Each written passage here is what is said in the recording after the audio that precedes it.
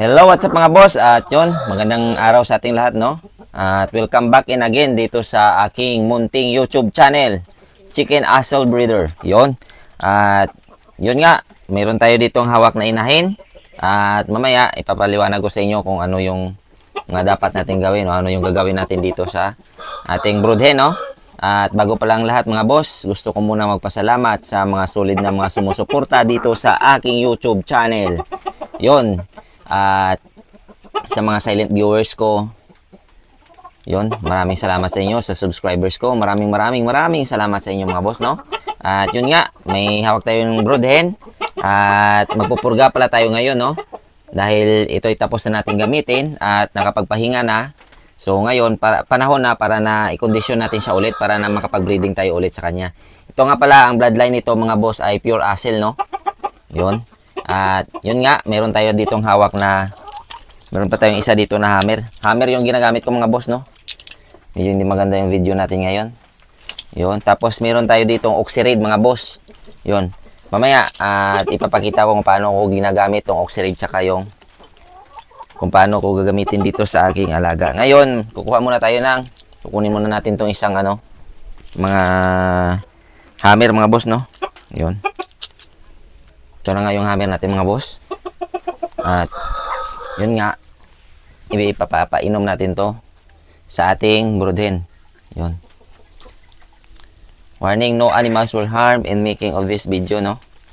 Yun. Yun. Napainom na natin sa kanya mga boss. Gagawin natin dito sa kanya mga boss ay i-condition natin siya para sa breeding. So, kailangan muna natin magpurga, no? So, pang internal yon, yung capsule na yon, yung ginagamit natin na hammer o kung ano man yung kasanayan nyo na tableta na pinupurga, yon, pwede nyo na yung gamitin. Tapos, meron tayong Oxyrade. So, yun nga pala mga boss, no, bago ko makalimutan, wala nga pala tong laman yung kanyang tiyan, no, o butche. So, empty siya. Wala siyang tinuka o wala siyang kinain sa loob bago ka magpurga para na sure na wala talagang mapagtaguan o makapitan yung kanyang mga bulate mga boss, no? At ito nga, hawak na natin yung Oxyrade mga boss, no? Magpapatak tayo ng isang patak lang sa mata. Yun. Tapos sa kabila.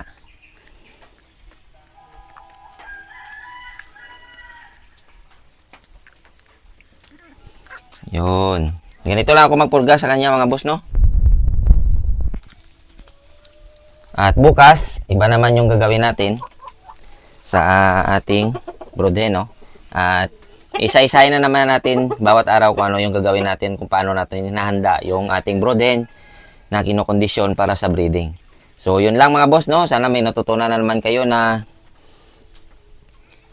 dito sa aking YouTube channel, no? At kung nagustuhan nyo naman yung video na to, pa-subscribe naman, pa-hit na rin ang notification bell para lagi kayong updated sa mga susunod ko pa na videos. At yun nga mga boss, lagi nating tatandaan na ang naked hell ay sports lamang. Huwag tayong mapakalulong sa sugal at lagi nating unahin ang ating pamilya. Yun lang mga boss, maraming salamat and God bless sa ating lahat.